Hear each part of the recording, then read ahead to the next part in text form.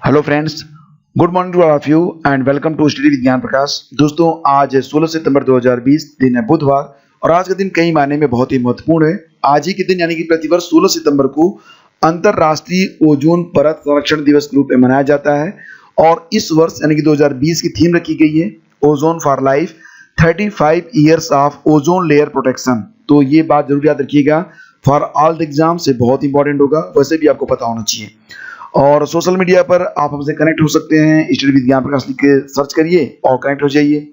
और जो लोग यूपीपीएससी की आरओ की परीक्षा 2016 में 20 सितंबर को शामिल होने वाले हैं, तो बहुत सारे ऐसे भी स्टूडेंट हैं जो कि दूर दराज के क्षेत्रों में आते हैं और आप जानते हैं कि यूपीपीएससी अक्सर जो प्रीवियस ईयर के क्वेश्चन पेपर हैं उनसे प्रश्नों को रिपीट करता है, या तो प्रश्न डायरेक्टली रिपीट हो जाते हैं या फिर संबंधित जो टॉपिक होता है वो जो है रिपीट होता है। तो ये जो पुराने जो क्वेश्चन पेपर होते हैं वो आपको जरूर से हल करने चाहिए। और इसके लिए मैंने एक छोटी सी कोशिश की है कि ऐसे स्टूडेंट जो लोग ये क्वेश्चन पेपर प्राप्त नहीं कर सके किसी भी वजह से, तो मार्केट में तो किताबें काफ़ी महंगी होती है, लेकिन इसकी पीडीएफ आपको दी जा रही है 50 रुपये नहीं वरन सिर्फ 25 रुपये में। और इस ई बुक को यानी कि इस पीडीएफ बुक को आप डाउनलोड कर सकेंगे, जिसका लिंक वीडियो के डिस्क्रिप्शन में आपको मिल जाएगा। तो मार्केट में जाने की जरूरत नहीं है और ये जो किताब है वो आपकी बहुत अधिक हेल्प करेगा।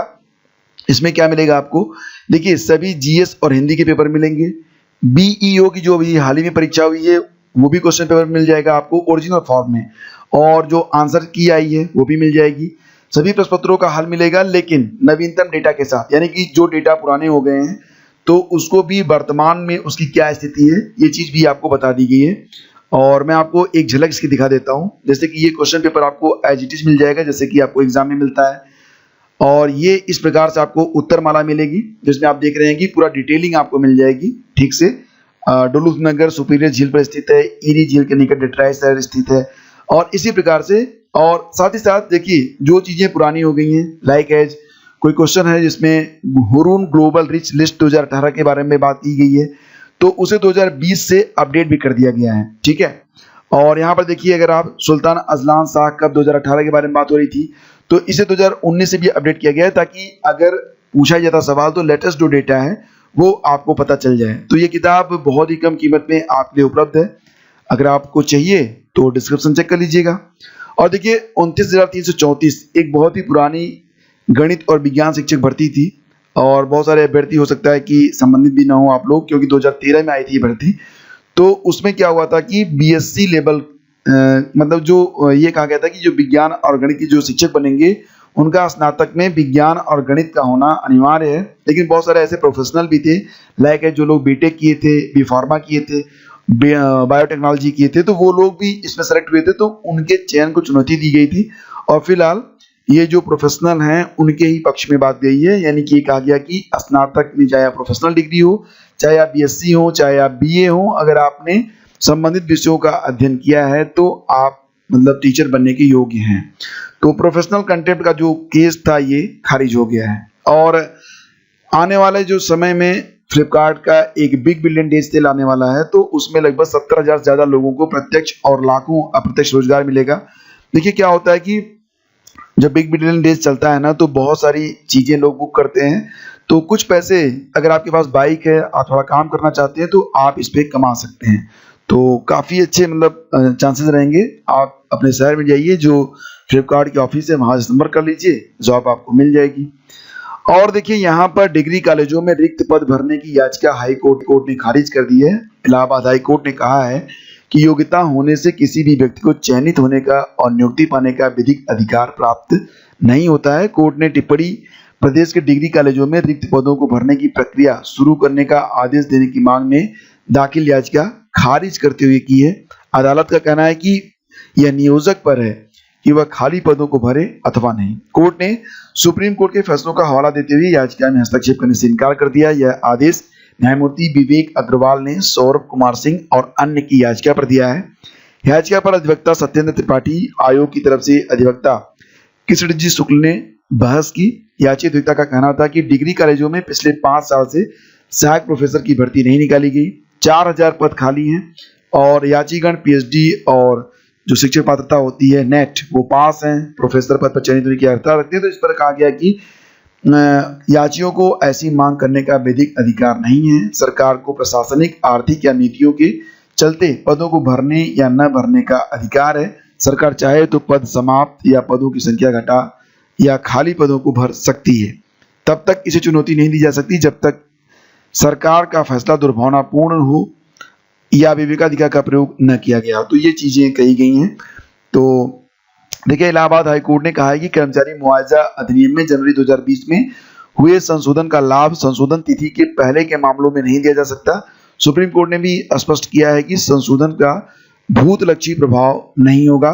कानपुर के कप्तान सिंह की याचिका खारिज करते हुए यह आदेश न्यायमूर्ति विवेक अग्रवाल ने दिया। याचिका का कहना था कि सरकार ने मृतक कर्मचारी की आय की गणना 8,000 रुपए मासिक करते हुए उसके आधार पर मुआवजा तय किया है, जबकि कर्मचारी 12,000 रुपए मासिक प्राप्त करता था। उसे राज्य सरकार द्वारा कुशल श्रमिक के लिए निर्धारित न्यूनतम पारिश्रमिक के अनुसार मुआवजा मिलना चाहिए। इस पर यह बात कही गई है। और देखिए, बेरोजगारी के खिलाफ मांगी भिक्षा, निकाला मशाल जुलूस। एनएसयूआई और कांग्रेस कार्यकर्ताओं ने आत्महत्या करने वाले प्रतियोगी छात्र राजीव पटेल को दी श्रद्धांजलि। जैसा कि आप लोग जानते हैं कि राजीव पटेल ने मुख्य परीक्षा जो है वो पास नहीं कर पाए थे और इसकी वजह से काफी फ्रस्ट्रेशन में थे और फाइनली उन्होंने निराशा में चलते हुए आत्महत्या कर ली थी। देखिए, बहुत ही गलत कदम है।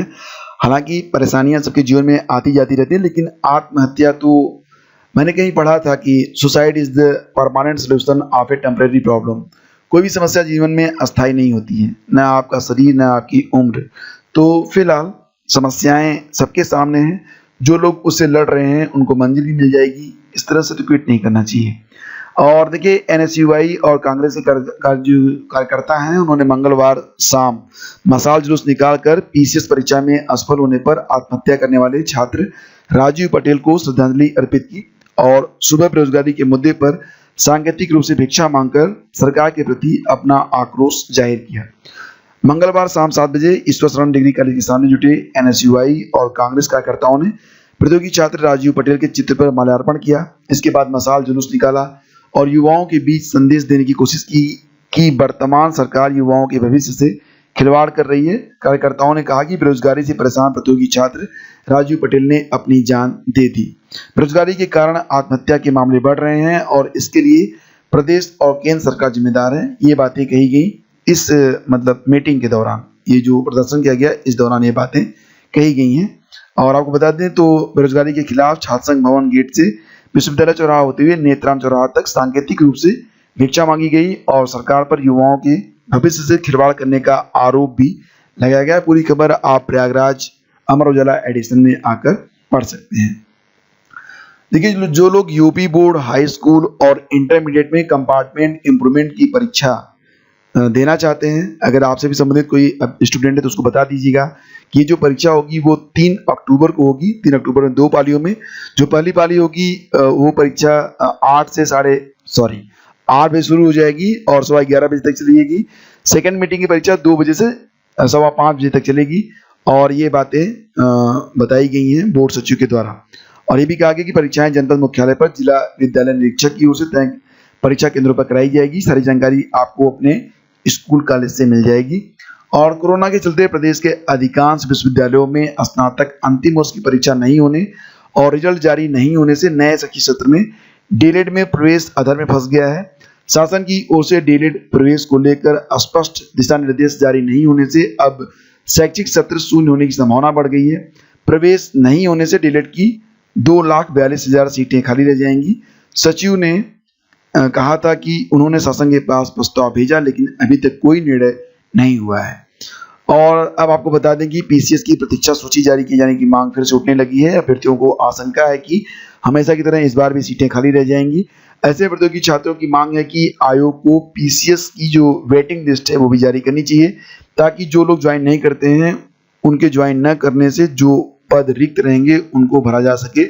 और अभ्यर्थियों का कहना कि पीसीएस 2018 में कई चयनित अभ्यर्थियों को सिलेक्शन संघ लोक सेवा आयोग की सिविल सेवा में हो गया है और ऐसे अभ्यर्थी सिविल सेवा को ही प्राथमिकता देंगे और पीसीएस के पद रिक्त रह जाएंगे, इसलिए ये वेटिंग लिस्ट जारी जरूर करनी चाहिए।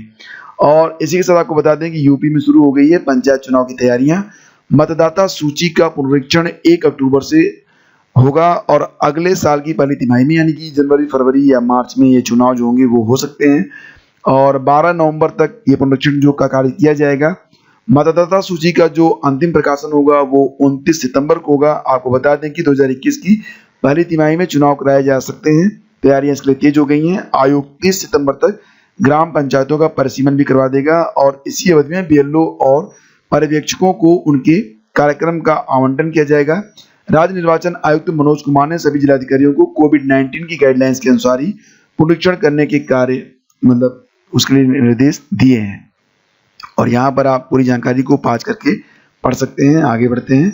एसबीआई ग्राहक अगर आप हैं, अगर आपके पास स्टेट बैंक ऑफ इंडिया का एटीएम है तो 18 सितंबर से 24 घंटे जब भी आप पैसे निकालने के लिए जाएंगे तो आपको वहां पर क्या करना होगा, आपके मोबाइल पर एक ओटीपी आएगी, ओटीपी भी आपको डालनी होगी, उसके बाद ही पैसा निकलेगा। तो देश भर में बढ़ रहे धोखाधड़ी के मामलों को देखते हुए यह फैसला लिया गया है। अगर आप 10,000 रुपए और इससे अधिक की प्रत्येक निकासी के लिए बैंक के डेबिट कार्ड धारकों को अपने कार्ड पिन के साथ पंजीकृत मोबाइल नंबर पर भेजा गया ओटीपी भी डालना होगा। बैंक ने अपने सभी ग्राहकों से मोबाइल नंबर को पंजीकृत या अपडेट करने को कह दिया है। देखिए, अगर आपका मोबाइल नंबर अपडेटेड नहीं है तो करवा लीजिएगा। और बस ये थी आज की सारी अपडेट्स और आपको चलते चलते बता दें कि यूपीपीएससी आरओ का जो सॉल्व पेपर है तो उसको डाउनलोड कर सकते हैं आप। ई बुक लिंक आपको मिल जाएगा वीडियो के डिस्क्रिप्शन में। Thank you so much for watching the video. बहुत बहुत धन्यवाद। मिलेंगे आपसे अगले वीडियो में। आज्ञा दीजिए। नमस्कार। जय हिंद।